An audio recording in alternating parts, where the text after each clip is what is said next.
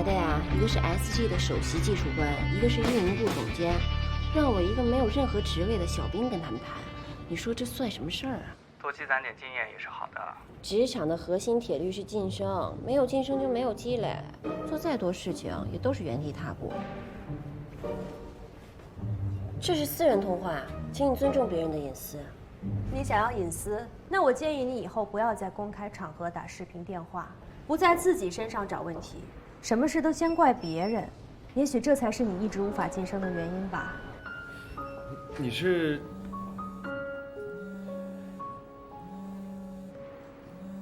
男朋友还是老公？跟你有什么关系啊？你管好你自己的事儿吧，不要偷看别人手机，没礼貌。徐总，徐总，啊？哦，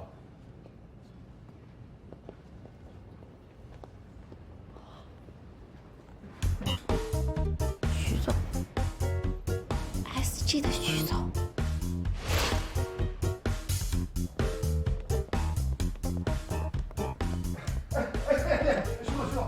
不好意思，来晚了。哎呀，实在是不好意思呀！哎，上茶，小罗，上茶。哎，上茶。我开完会以后啊，就去旁边的餐厅吃，那家餐厅特别好吃，我认识那个老板，是特色菜，还是这个柬埔寨的菜。夏言，你这干什么呀？你这是？徐总忘了介绍了，这呢就是我们这个项目的负责人，夏言。不用介绍了，我们见过面。徐总你好，都是误会啊，希望您别介意。时间不早了，赶紧开始吧。赶紧开始啊！爱瑜伽就是这样一款针对都市女性用户，集功能性和社交性于一体的瑜伽练习手机软件。哎呀，说得好！哎呀，太好了！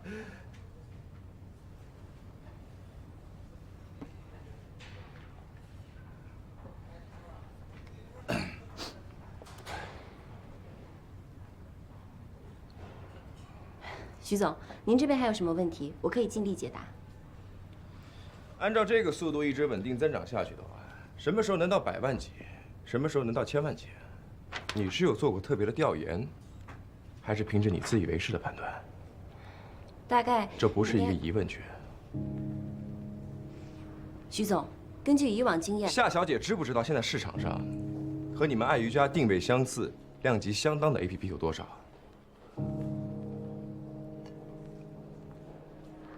我所知道的竞争对手有天天瑜伽、Yoga Home。所以夏小姐，你们的项目里有什么专利性技术是别的团队无法掌握的呢？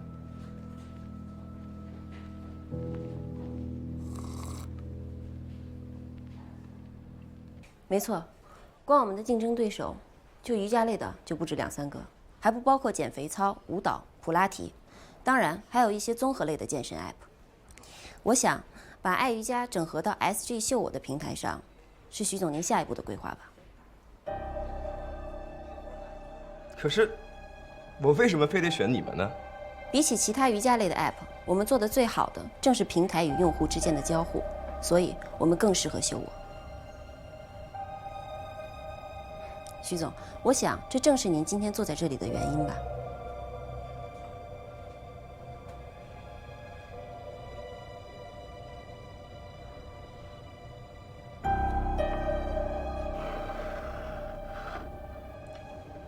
双爷，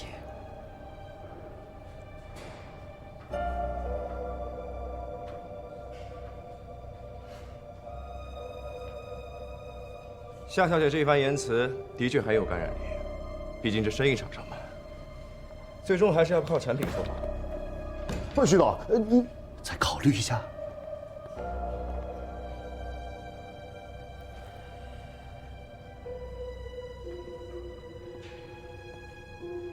爱瑜伽虽然仍有瑕疵，但尚在可接受的范围内。从今天起，项目交接就由夏小姐和我们运营部薛总监负责。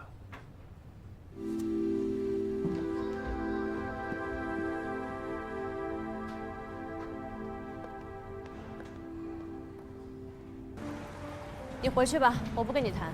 可是我们约好了今天的。我是 SG 的运营总监，你是星辰科技的普通职员，我们两个交接工作，这合适吗？确实不合适，但是我们星辰运营部总监的位置已经空缺了很久了，总监的工作也都是由我代理的，所以你们星辰这样的小公司做事情不规范，我是知道的。你们平时什么样跟我没有关系，我也管不着。但现在既然跟 SG 合作了，就应该有合作伙伴的样子。等你拿到正式头衔再来找我谈吧。可是薛总监那边好像不太配合，所以进度一直在被耽搁。怎么了？你得罪他了？哪能啊！我巴结他还来不及呢。小夏呀，这我就不得不说你2句了。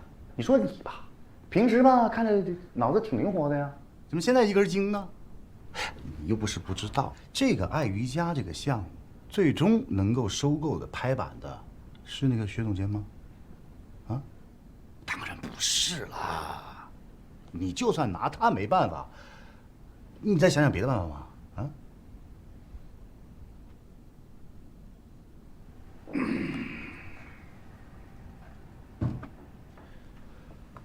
我觉得这徐总啊，对你印象挺好的。孙总，你也知道，爱瑜伽这个项目，这是我们这1年用尽全力开发的项目，对不对？不管你用什么办法，也一定要把这个工作交接完成啊！不就一个运营总监嘛，这算什么？明天就能解决。好，孙总，您放心吧，我一定会全力以赴的。早啊，大家！你这蓝衬衫很好看嘛。哎，大家听说了没有啊？一会儿孙总有重要消息要宣布，什么消息啊？大清朝召集我们来开全体会议，和夏言有关。夏言？哎，你忘了？之前孙总不就说吗？和 SG 的这个案子谈下来，就升你做总监。哎，我可听人事部的同事们说了啊，工牌都已经做好了。来了。大家早啊！今天叫大家开个会。我们这个运营部的总监一直空缺了很久，都没有找到最好的人选啊。因为大家也知道，运营部对于我们公司来说那是核心，重中之重。我相信，这位新的总监一定不会让我们失望。没错。下面让我们以热烈的掌声，欢迎我们这位新的总监乔思思乔总监。哎呀，有请。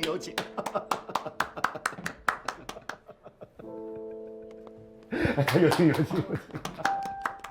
哎呀，真的是，哎呀，你看我太激动了，啊！我给大家介绍一下啊，乔总监啊，毕业于伦敦商学院海归硕士，之前啊在一家500强的企业做营销总监。大家也知道，我们公司最近就要转型拓展金融科技业务，我相信思思乔总监在这个方面的知识和经验，那是相当的丰富啊！我们要多向他学习。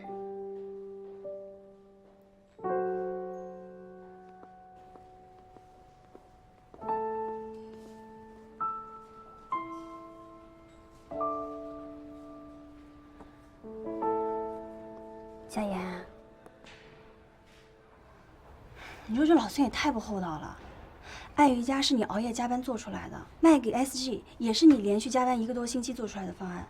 这刚一卖出去，就立马拉一人进来享受胜利的果实，这太过分了。哎，我跟你说啊，这个乔思思啊，还是孙总的小情人。你别瞎说，我亲眼撞见的，他俩在办公室。我偷偷录了音频，我给你听啊。我给你找。算了吧，你让我休息一会儿啊，我自己待一会儿。那我发给你。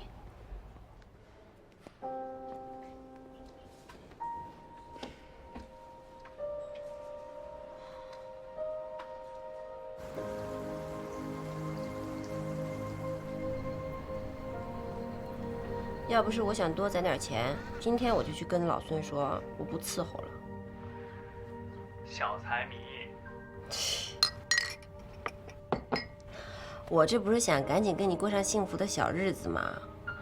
本来答应好的升职加薪，这下全泡汤了，手上的项目又被一个一个的抢走，别提多心寒。要是真的不开心的话，就辞了吧。星辰也不是什么大公司，以你的能力、你的才华，去那些大公司，还不被他们当块宝一样供着呀？我再想想吧。不过我可真没想到啊，那老孙他老婆陪着孩子在国外上大学呢。他前脚刚给老婆打完电话说：“哎，你辛苦了。”后脚就把那个小情人安排进公司了。你说这两副嘴脸，真挺恐怖的。哎，你们男人是不是都学过伪装术啊？怎么了？没事儿，撞到箱子了。你小心点儿。啊，不是所有男人都那样，你也不要多想啊。我知道，这不是前脚有个刘一鸣，后脚又来了个老孙吗？怎么，难不成还怀疑我？喂，我们都异地那么多年了，我还能怀疑你呀？对了，你工作交接都完成的怎么样了？快了，再过几天我就可以飞到你身边了，到时候别嫌我粘人哦。你都为我转战新州了，我感动还来不及呢。到时候啊，你就尽情的黏我吧，让我体会一下被男朋友黏住的滋味，无法自拔。夏言，我听说你因为方案的事去找孙总了。哦，之前交上去的方案名字被数错了，所以我过去问了一下。这事儿我就得多说你两句了。我们是一个团队的，这方案的思路和想法是开会的时候我提出来，大家一起补充的。你呢，花了些心思把它整理出来，的确是很辛苦。但是这样揽功的心思可不应该有啊！我一直很欣赏你，不然也不能把这么重要的工作交给你啊。我们公司的你一直挺聪明的，非常的，这次怎么会有这样的想法？就是非常的柔软。是不是有人故意挑拨了什么呀？要不这样，你也别整理方案了，把这些材料处理一下。他们慢慢就会柔软的。这些文件交给实习生来做就行了。下班之前交给我。哎，行了，我送你。不用了啊。小夏不是在吗？哦，哎，小夏，哎，来，送点石头。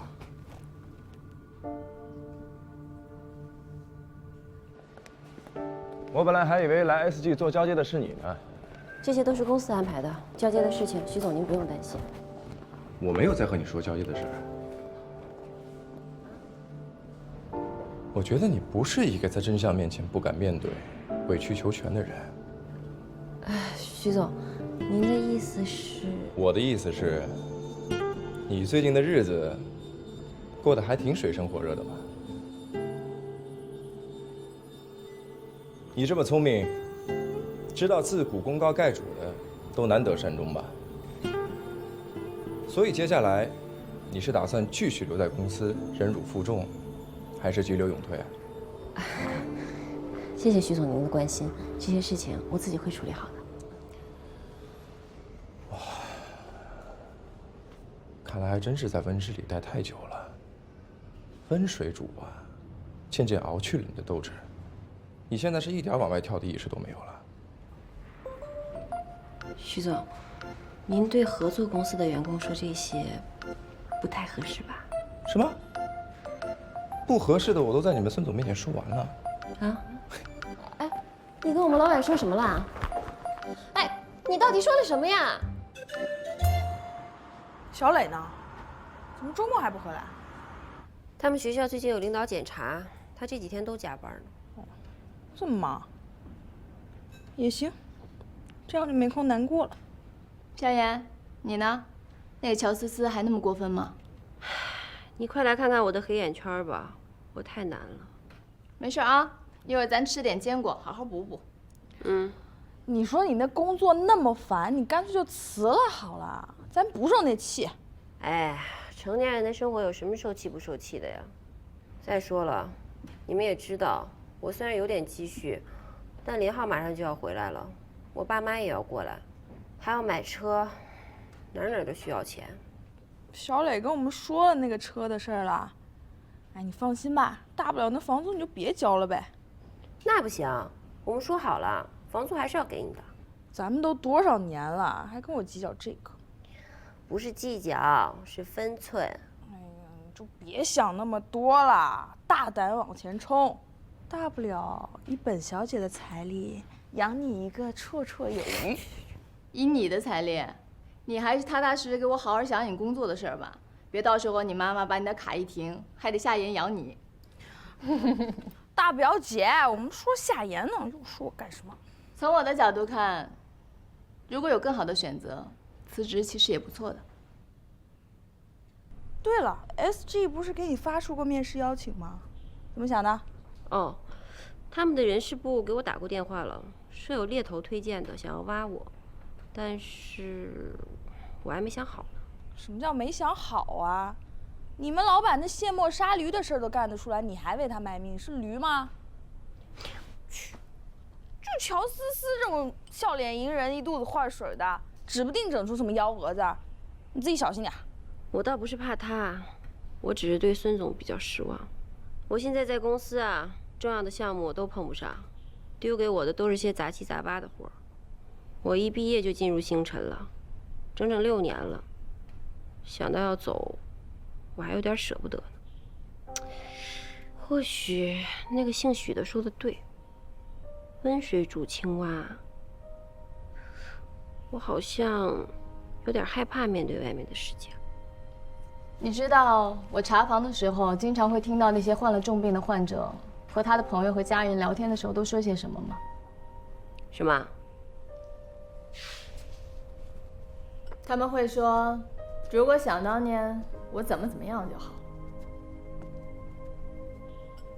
人生总是有很多遗憾的，但是比起错误的决定，犹豫不决更让人遗憾，不是吗？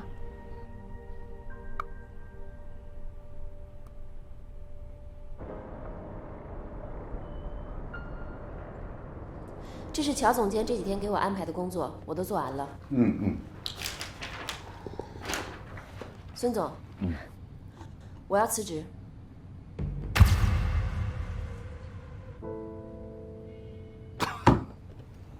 小夏呀，你是干嘛呀？这是，之前咱们不是沟通好了吗？不是心里还有别的想法？年轻人格局要大一点，要用发展的眼光来看问题吗？这样，咱不等这个 SG 全款结下来，爱瑜伽一旦交接结束，我就给你发奖金，下一个季度给你涨工资。东京奥运会一完，你就当总监，不走了吧？其实这些都是次要的，最主要的是我个人的发展期望跟公司未来的规划不太合。这些年我在公司学到了很多，也成长了很多，感谢公司可以给我这个平台。其他的我也不想多说什么了。如果以后有什么需要帮忙的，孙总你可以找我，能帮的我一定会尽力的。孙总，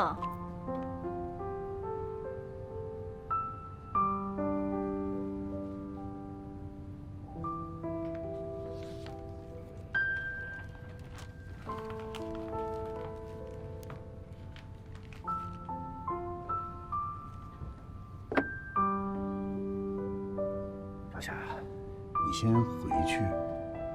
咱们都好好想想，可以吗？毕竟，像我这么支持你的老板不多哟。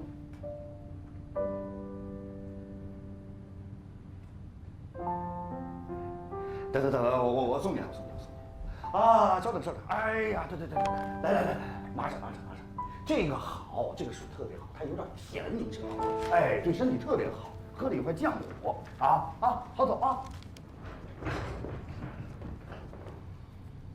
怎么？他不干了？我真的想不到，怎么就来这一出？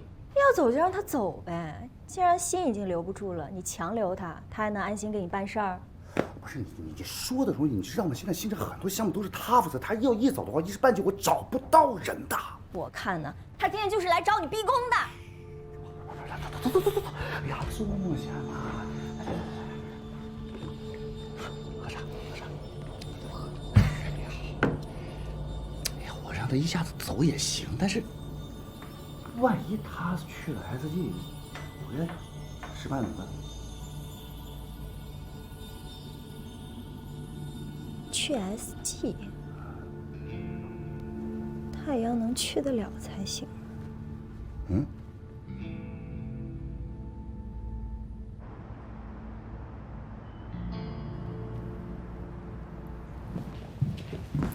徐总，给你介绍一下，这位就是我们 SG 收购这次项目的徐总。徐总你好，我是星辰运营部总监乔思思，负责这次爱瑜伽交接工作。爱瑜伽项目负责人不是夏言吗？这项目交接到一半了，负责人说换就换，你们星辰是不是太不专业了？徐总，不是这样的，夏言呢，他只是我们公司的一个普通员工，我们孙总很重视这次跟您的合作，所以特地换我来，这样级别上也是跟您能比较匹配的。哦，原来你们孙总认为，我们 SG 现在才配得上乔总监亲自出马。徐总，您误会了，我也是才刚刚进入星辰。不过您别担心，我对项目的熟悉度不比夏言差，一定不会耽误这次进度的。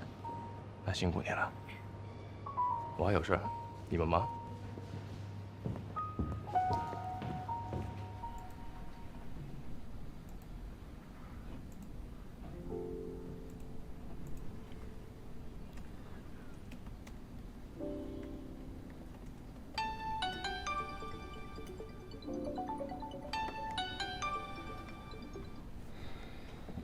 喂，小太阳，需要能量吗？需要，我现在特别需要，极其需要。怎么了？我今天去跟老孙提辞职了。哦，他怎么说？他能说什么？还在拿遥遥无期的升职加薪挽留我呗。可我真不想留下。不留就不留，你也别着急。我在北京3年，好歹还有些积蓄，虽然不多，但也能够应付一阵子。实在不行，家长晚点再接嘛。等你准备好了。那怎么行？我们都计划好了的。我这辈子都是你的人了，跑都跑不了。早一天晚一点没什么区别。我是不想你因为工作事情压力太大。我这边已经放心吧。时间也不早了，你早点休息。嗯，晚安。嗯，爱你。唉。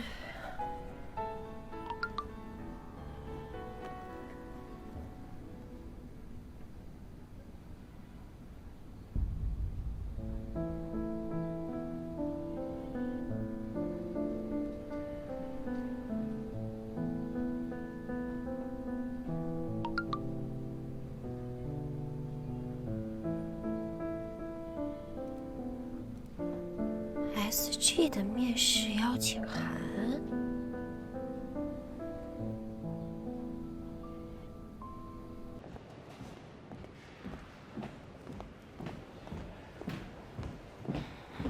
你好，我是来面试的，这是我的面试邀请函。嗯，好的，稍等，我查一下。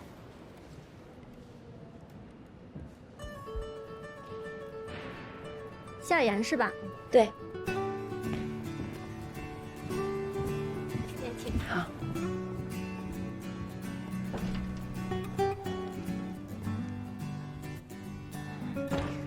你好，我是来面试运营部运营岗位的夏言。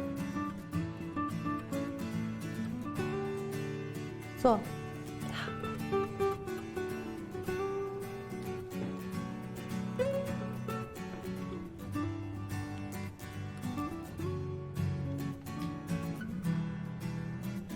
为什么想来 SG？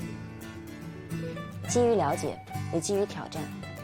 SG 目前主推以女性用户为主体的项目，这和我之前工作负责的项目有所重合，也是我一直比较感兴趣的领域。当然了，作为新州地标性的互联网公司 ，SG 是每一个运营都想来的地方。我已经从业6年，我认为我做好准备。年轻人还是不要盲目自信就好。从运营的角度评价一下秀我吧。秀我和其他电商比起来，对用户的划分更为准确，这对推广运维来说有利有弊。好处在于用户具备共性标签，省去了前期推广时对用户的筛选，但同时也为秀我后期的维护增加了难度。主要依靠网红自己与商家的合作，通过接广告的方式。可是女性社交电商平台不止秀我一家，这就是问题所在。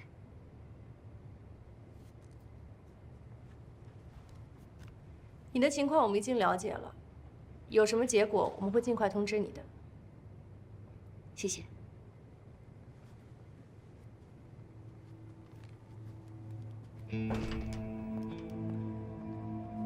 你们觉得怎么样啊？挺不错的，专业过硬，想法也挺多，而且经手的项目成绩都不错。我觉得也不错啊，看来薛总监又有一名得力助手了。但是这个人呢，曾经是我们合作公司的员工，如果把他招进来，可是有挖墙脚之嫌的，在业界影响口碑都不好。他的面试邀请是谁发的？好像是徐总亲自让人事部发的。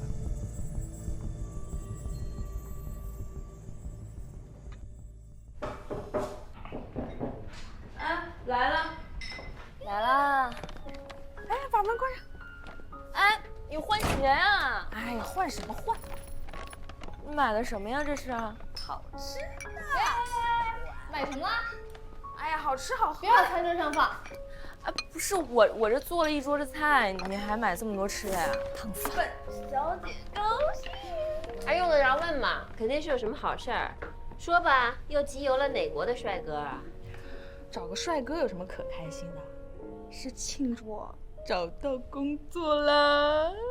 工作？你找工作？想通了？哎呀，我也没想到有一天我居然会变成家具店导购。欢迎光临。这长哪出啊？来，为了庆祝我开启人生新的篇章，我们干一杯。干杯！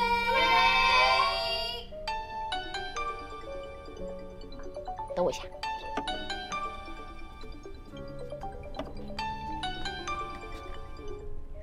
喂，你好。你好，我是 SG 人事专员，请问是夏妍夏小姐吗？对，是我。很遗憾地通知你，没能通过我们的面试。哦，我能问一下是什么原因吗？抱歉，我只负责通知面试结果，具体原因不太清楚。祝你找到满意的工作。好，谢谢啊。怎么了？怎么了呀？谁欺负你了？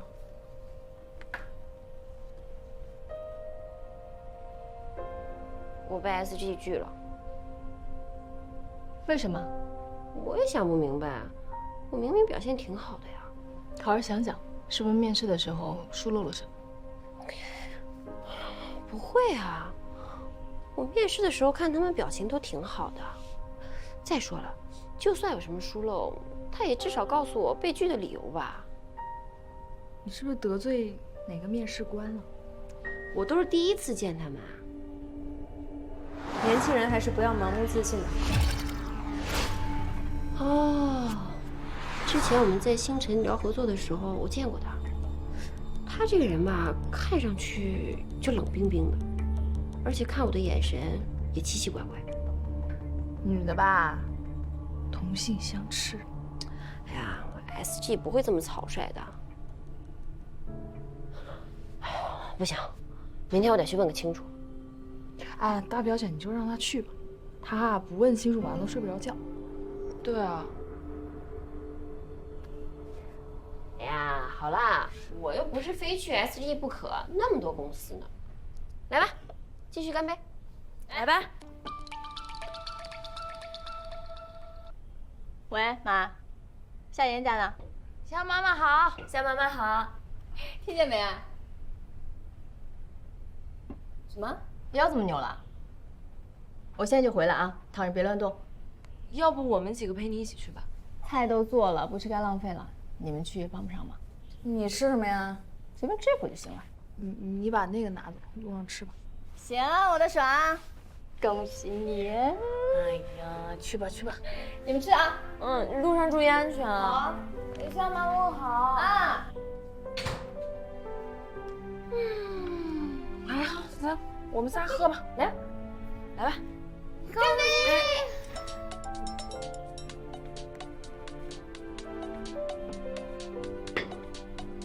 我弟，你们先聊，我去先练好啊。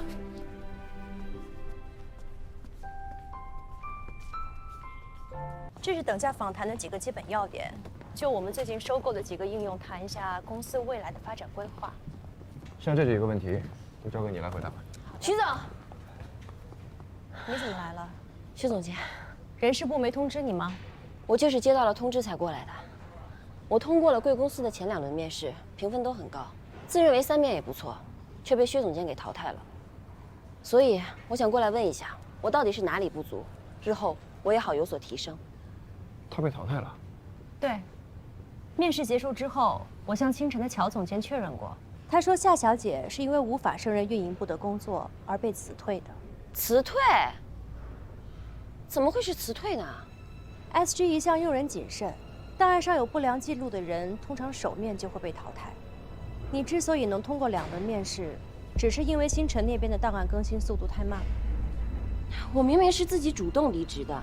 关于这一点，我不能只听信你的一面之词，除非你能给到我有效的离职证明。徐总，我的决定没有问题吧？从程序上说，确实没错。程序，我之前在星辰的工作成果，你们2位也都看到了。至于乔总监为什么那么说，薛总监你应该心知肚明。难道程序真的比真相还要重要吗？当然不是，重要的是结果。如果真如你所说，你是被人陷害的，那也只说明你这几年的人事关系处理得非常失败，自我保护意识不足。以后你要学会看人。薛总监说的没错，任何的空话都没有意义，重要的是如何让星辰收回他们的诬陷，把辞退记录消除。如果星辰可以消除我的辞退记录，你们2个是不是就愿意给我一个公平的机会？当然。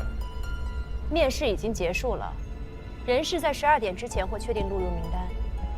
现在是上午9点半，也就是说你还有2个半小时的时间去确认自己的清白。好，我证明给你们看。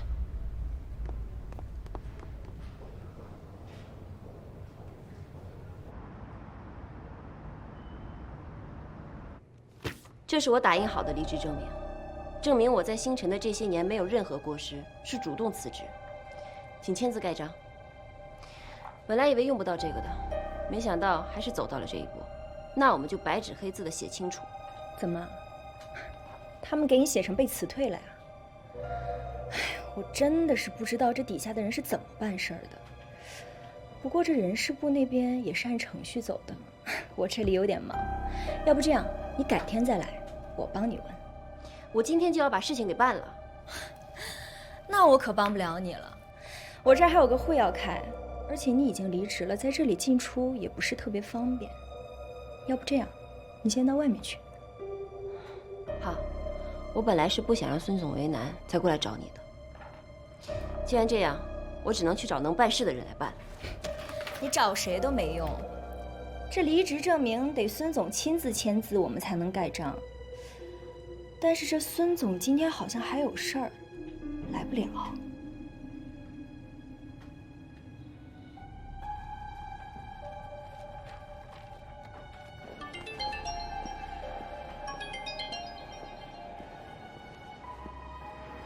哎，今天不准来公司，谁的电话都不要接。无法接通。孙总，孙总，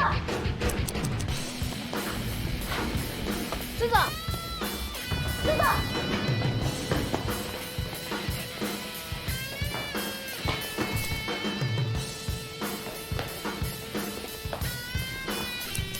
我们公司的未来发展方向不光是向外做进一步的拓展，而且是要向内做进一步的改革。尤其是在用人机制上，因为人才永远都是发展与创意的核心。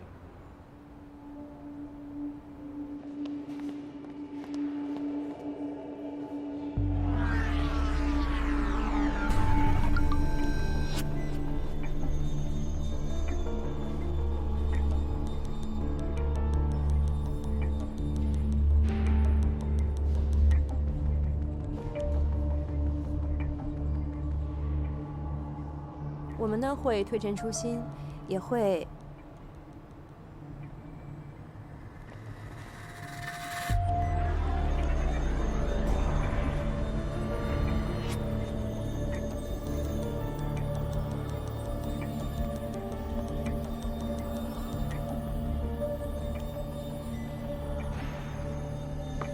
夏言，都这点儿了，你也该饿了吧？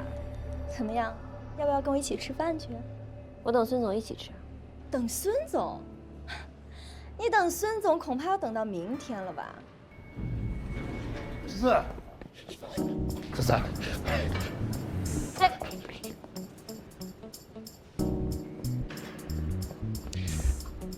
徐总呢？我怎么知道？我就知道，如果是徐总过来，孙总就算有再忙的会，也还是要赶过来的。刚才那个电话，不是徐总助理打的吗？打电话的是我的闺蜜。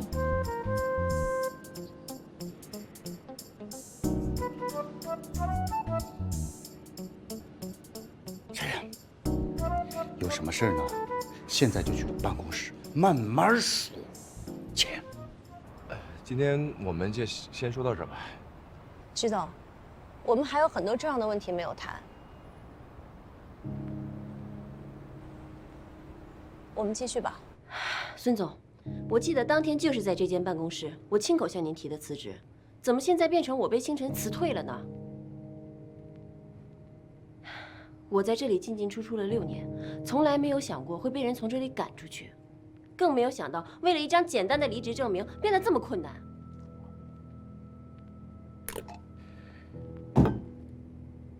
夏言呐，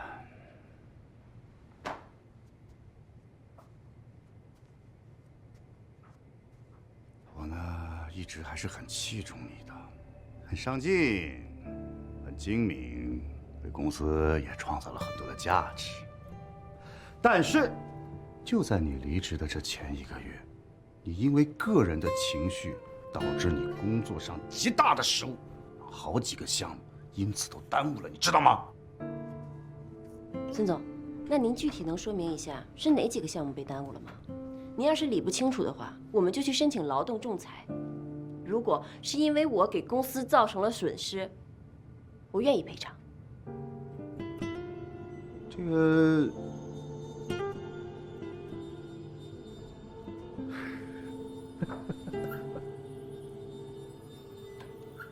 好，项目的事情再说。但单凭 SG 未来3年的短期的规划和我们星辰未来项目，那可是存在着竞争的关系。你作为星辰的资深的运营，就算你离职，短期之间我也不会让你去 SG 的。我当初跟星辰签的劳务合同没有签就业禁止协议。无论如何，这份离职证明我是拿不到了，是吧？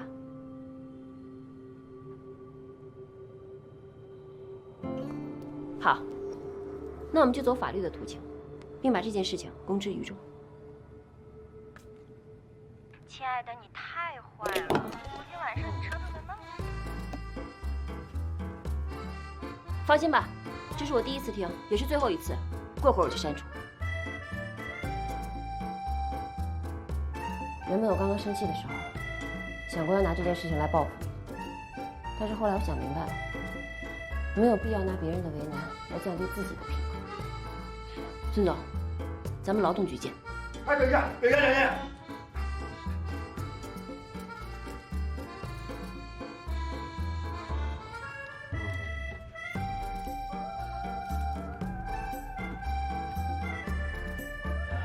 夏言，其实吧，我这么做都是舍不得你走。但是吧，你有更好的平台可以去发展，我从内心个人觉得很好哟，我愿意啊。这样，我现在就去帮你把离职证也办了，好不好？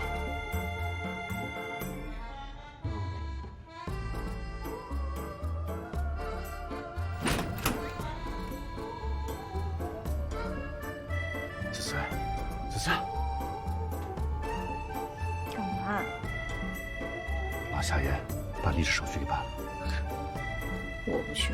现在去办呐！你凶什么凶啊？我去。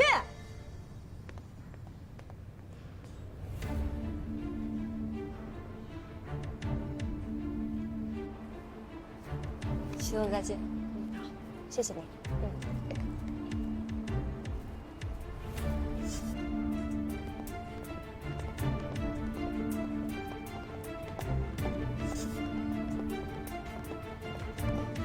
夏言，你来晚了，已经过了12点了。20分钟前，我已经把离职证明交给人事部了，这个是副本，你们看吧。能在这么短的时间内解决问题，夏小姐的工作能力确实不一般。即便如此，我们还是不能录用你。为什么？刘一鸣你认识吧？听说你带着几个朋友大闹他的婚礼，甚至还招来了警察。我们 SG 可是上市公司，是不会雇佣那些喜欢惹是生非的人的。刘一鸣和我朋友本来都已经准备结婚了，可是他却婚前出轨，所以我朋友就跟他分手。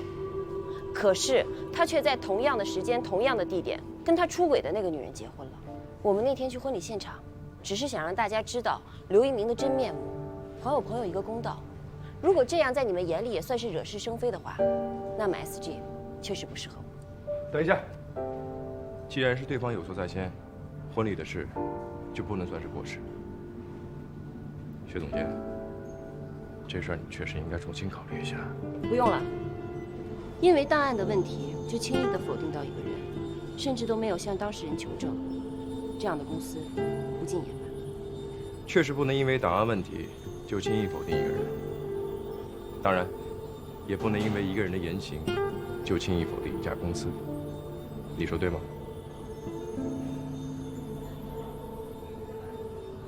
月薪2万，持5薪，3个月试用期，下周1入职。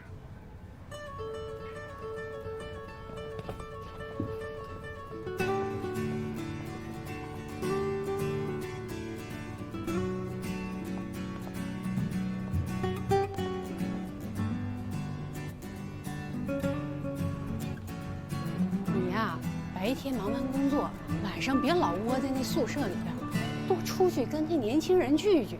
啊，我聚的，我不天天跟夏言他们聚吗？你跟夏言的女孩子聚什么劲呢？我说你多去接触接触异性男孩儿。哎呀，又来！大表姐，大姨，你也在呀？来太是时候了。夏言，你怎么来了？我来跟大表姐说个好消息，我找到工作了。你什么时候没工作了？哎妈，这回头再跟你说啊，是不是 S 界？什么界？哎呀，我们公司的名字。业内 top 级别的公司，你爸妈知道吗？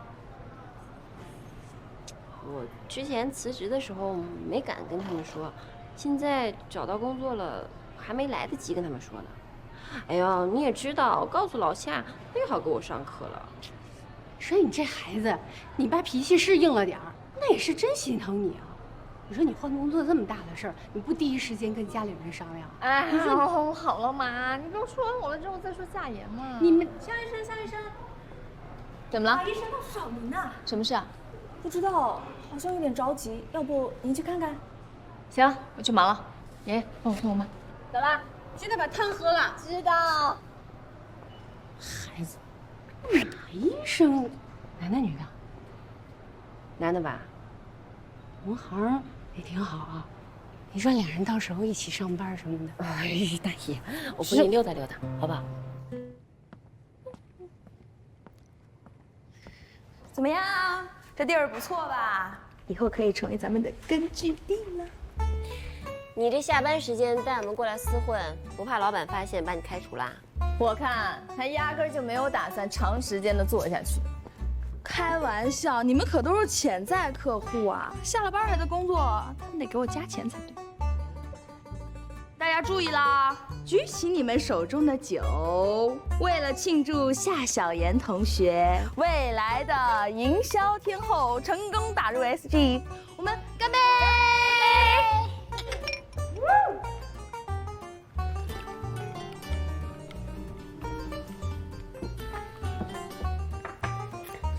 喂，林先生。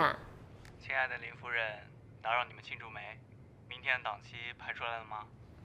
放心吧，时间我都留好了，保证啊，你明天一出机场，第一个就能看见我。我要给你一个大大的拥抱。真想一眨眼就到了明天呀。那明天见。拜拜。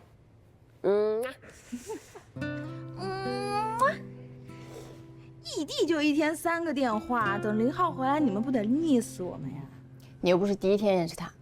他们都在一起7年了，老夫老妻了都。我发现就是最近啊，知道林浩要回来，他们真有点过分了。不是在一起时间越长就更加珍惜吗？感情都是时间越长越深的。拉倒吧，时间一长，你们刚在一起时候的情人滤镜就会自动脱落，你眼里只会看到对方越来越多的缺点，多到让你怀疑自己当初是不是瞎了眼，怎么能看上这么一个玩意儿，或者是被人下蛊了。你们俩对感情是不一样的，他跟林浩呢就是小火慢炖，越炖越香。你呢就烈火爆炒，香得快，但是火一灭，凉了。那大表姐呢？大表姐是生鲜刺身，油盐不进啊。大表姐你都敢调侃，不要命了你！我说的是实话，你们想想，大表姐有时候那些冷静啊、理智啊，让我都感觉害怕，更不要说那些普遍有大男子主义、试图在爱情中体现自己掌控欲的臭男人们。那是大表姐太优秀了。好了，言归正传，林浩回来还是值得庆祝的，姨父姨妈总算可以放心了。那我们就祝夏小妍同学和林浩学长可以重新团聚啦！祝夏小妍离爱情的坟墓又进一步。爱情的事业我全都要，干！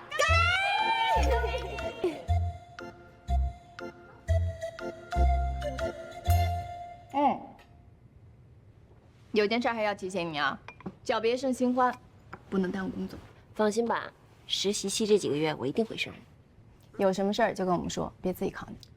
对啊，3个臭皮匠顶上一个诸葛亮。哎，你才是臭皮匠啊，我俩可不是。你怎么一个大学老师当着越来越像小学菜鸟了？要你管？哦哟，顶嘴了！哎，顶嘴了！哎，我错了，喂，你是不是臭儿子啊？你小磊。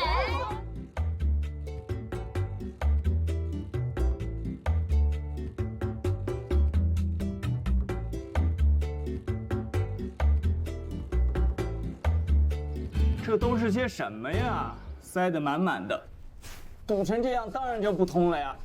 你们怎么弄的呀？就是平时洗个水果啊，掉点水果皮什么的。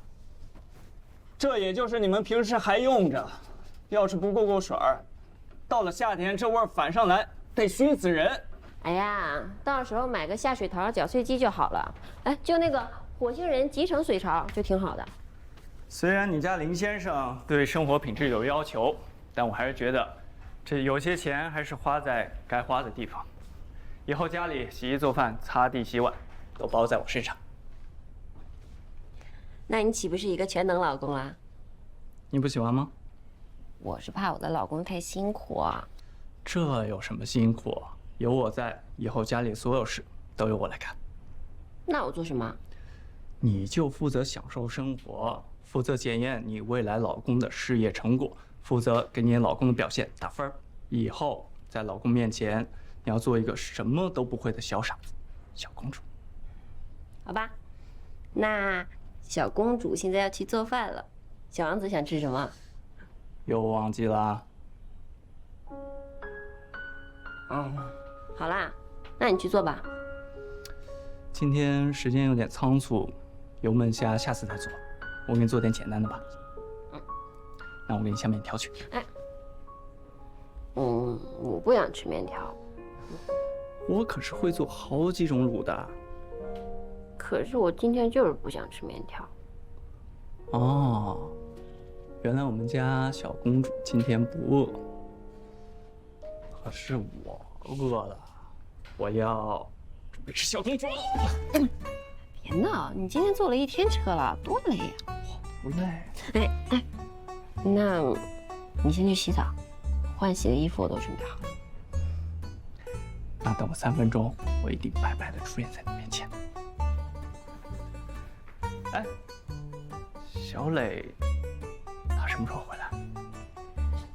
他说今天晚上有事儿，就不回来了。懂事儿。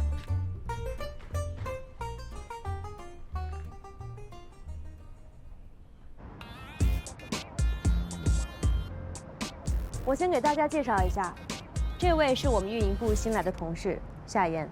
大家好，我叫夏妍，之前在星辰科技负责爱瑜伽的项目，今天正式入职 SG， 请大家以后多多关照。你好，我是美琪。嗨，我是悠悠。嗨，我是艾米。我是小。你就不必了。夏妍，我们运营部实行末位淘汰制，每个月月末都会根据大家的绩效考核来打分。连续2个月分数垫底，就会收到黄牌警告；若是第3个月继续垫底，就会被劝退。小齐，你已经连续3个月绩效考核垫底了吧？今天可以去人事递交辞呈了。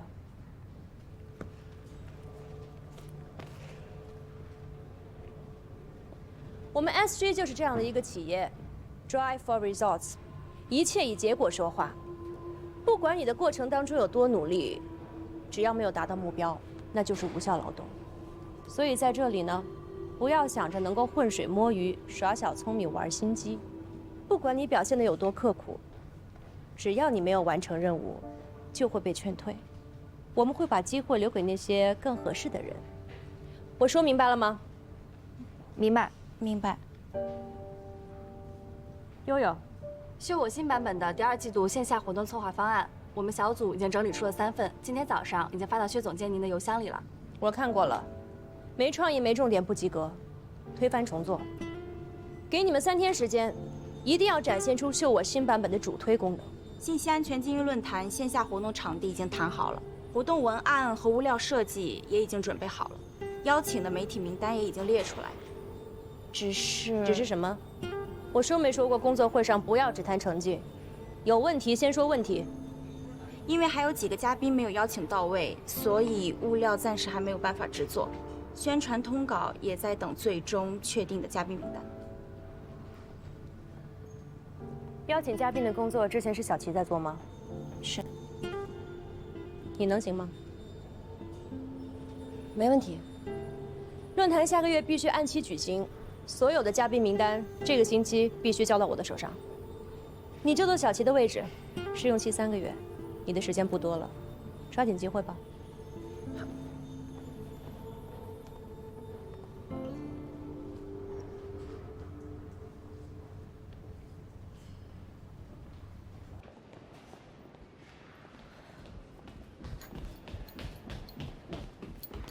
小齐，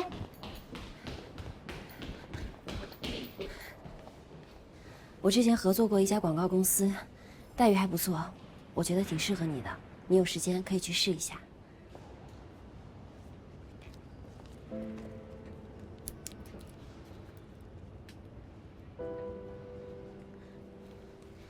这个是他们公司的名字，还有电话。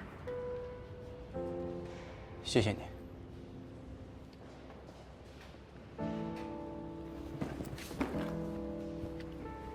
这是我电话，以后有什么需要帮忙的，尽管找我。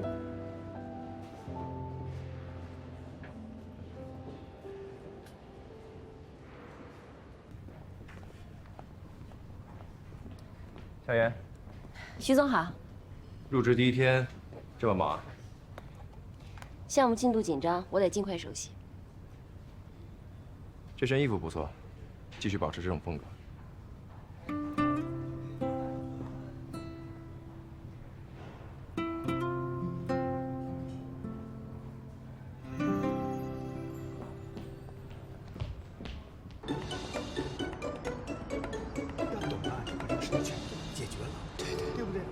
说你瞎讲，是不是？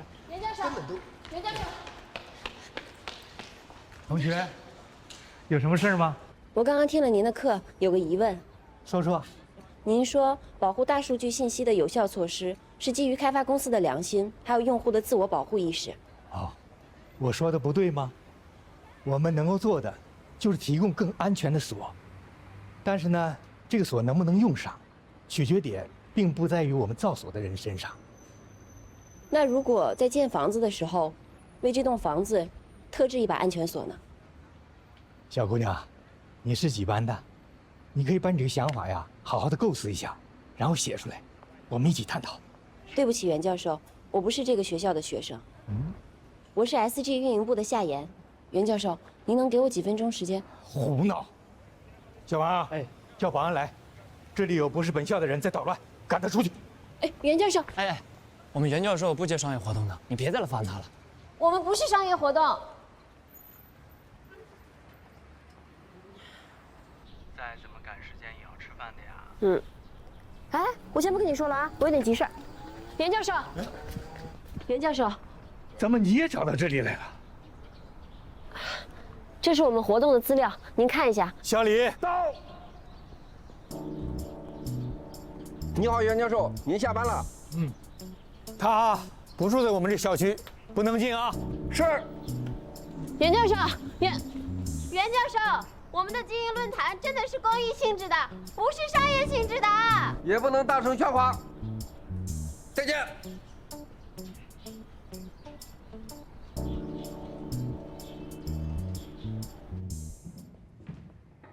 夏小妍同学，你这才去新公司几天啊，就累出黑眼圈了，小心未老先衰啊！喝杯果汁，补充一下维生素 C， 挽救一下你的皮肤吧。他不想参加商业活动，我理解，但是我们的活动明明不是商业性质的，他为什么连一个解释的机会都不给我呢？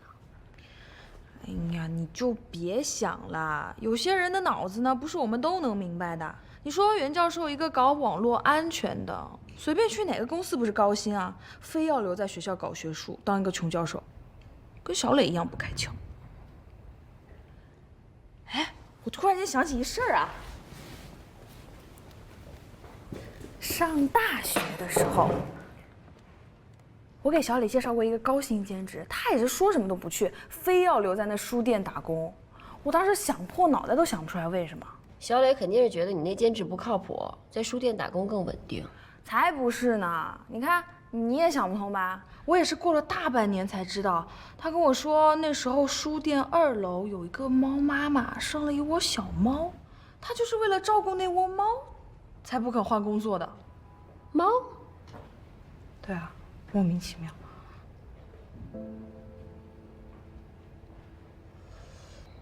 顽固的人都有坚守，有铠甲就有软肋。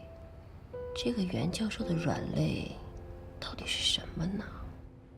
夏言，我叫你过来是来陪我聊天的，你就只知道忙工作。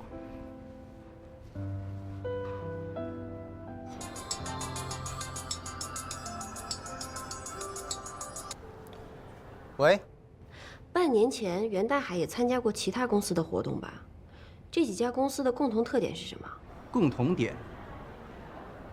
哦，我发现第一家公司是苏大计算机系的合作单位，第二家公司的 CEO 是他的学生。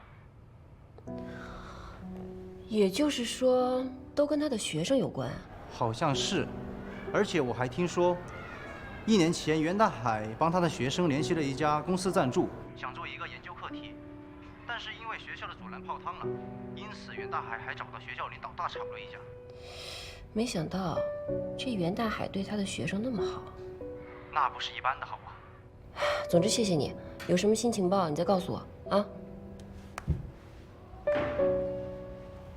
当初他以为我是学生的时候，对我也挺好的。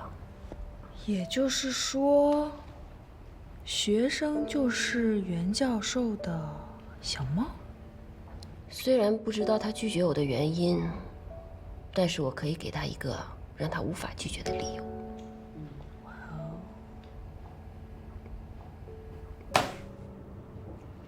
这什么？是校招实习生的策划案。校招实习生跟运营部有关系吗？自己的本职工作还没有做好，就替人事部讲方案。你要是对他们工作那么感兴趣，可以申请调离运营部啊。薛总监，我是为了安全论坛主讲嘉宾的事情做的这份方案。公司办事有章程，你的意思是以后每请一位嘉宾都要按照你的意愿来改变章程吗？可是方案不通过，出去。好。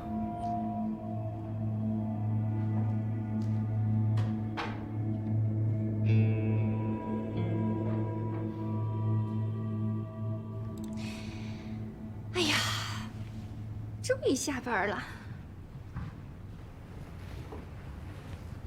今天什么日子？大家都不需要加班呢？夏言，你也忙完了？难得今天下班早，要不然咱俩一块吃火锅去啊？夏言，你有没有在听我说话呀？你在看什么呢？校招实习生方案，你要给人事部献策啊？唉，已经被否决了。我给财务部的方案也被否决了。哎呀，奖金真是不好赚的。什么奖金？你不知道吗？哦，对，你刚来啊就接手了小齐的工作，你没参加新员工培训。咱们公司啊有一个人才激励政策，所有的员工呢可以跨部门献策，一旦被采用就会有奖金。我已经想了很久了，我觉得跨部门，怎么献策啊？就很简单啊，就比如说你这个方案吧，你就可以用 OA 传给人事总监。艾米，你真的是我的大救星。你不是说被否决了吗？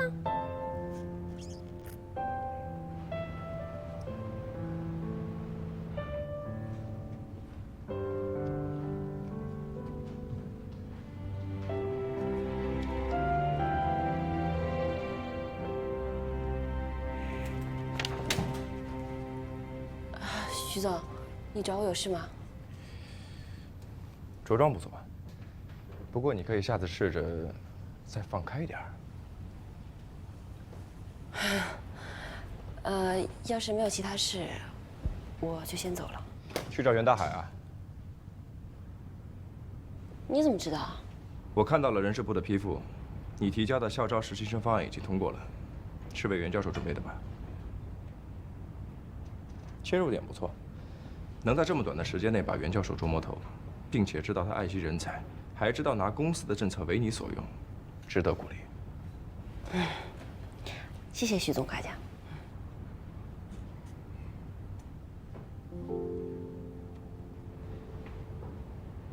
你黑眼圈怎么这么重啊？别喝咖啡了，饮水机那儿不是有花草茶吗？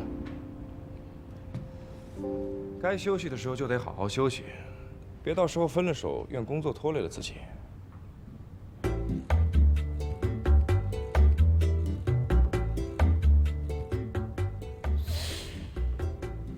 哎，我也想跟你们一起吃，但我这都到家门口了，没有办法呀。对，我就在家楼下呢。你好啊。是不是？不是本小区业主不能进。我是这小区的呀。请刷卡。卡不是找不见了吗？你帮我看一下啊。摘下眼镜就能找得到。摘呀，摘呀，你倒是摘呀。再见。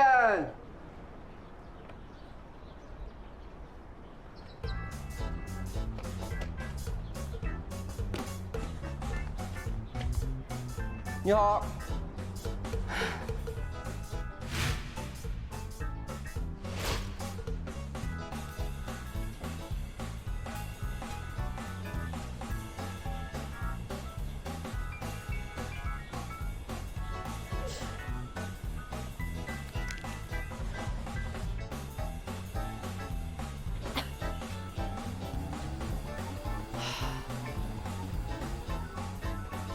袁教授，袁教授，袁教授。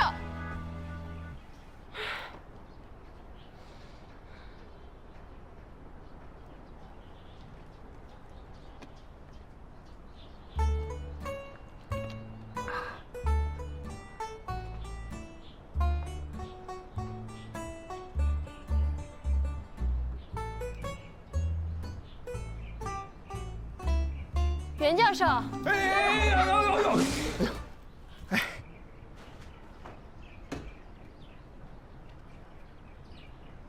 你没事吧？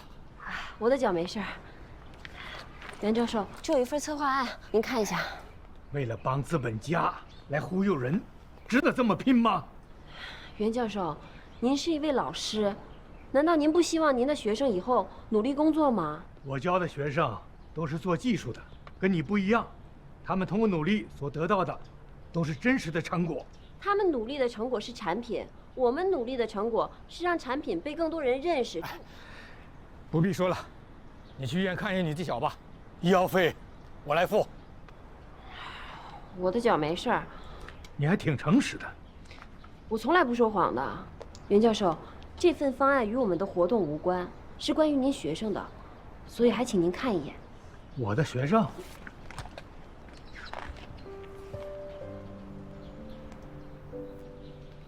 所以，你们想利用我的学生来跟我交易？不是的，您的学生都非常优秀，我们公司很需要他们。这份方案已经通过了公司的审批，不管您是否来参加我们的活动，都会执行的。你这就是活动策划？对，请您过目。我不看，我相信这份策划写的一定非常好，可是我怎么知道你们会按照这个策划去执行呢？袁教授，这份策划书将由公证处公证，并由他们监督。如果有任何违背了公益精神，或者是违背了这份策划书上的内容，我们公司不但会赔偿您巨额的赔款，还会由公证处发布公告还您清白。这个你能做主？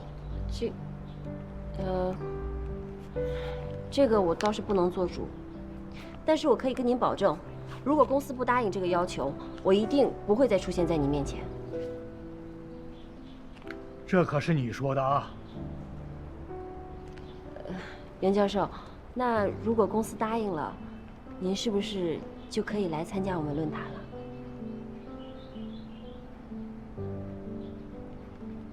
你的脚真没事吧？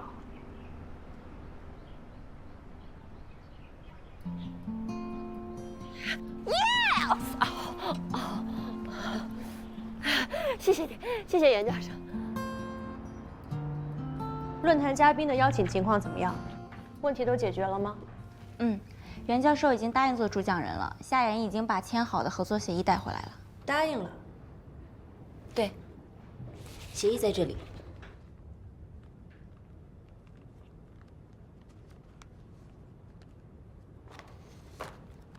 校招实习生，谁给你的资格让你替公司做决定，用这个条件来做交易的？签这份协议之前，这份方案已经通过人事部的审批，还有备案了。人事部。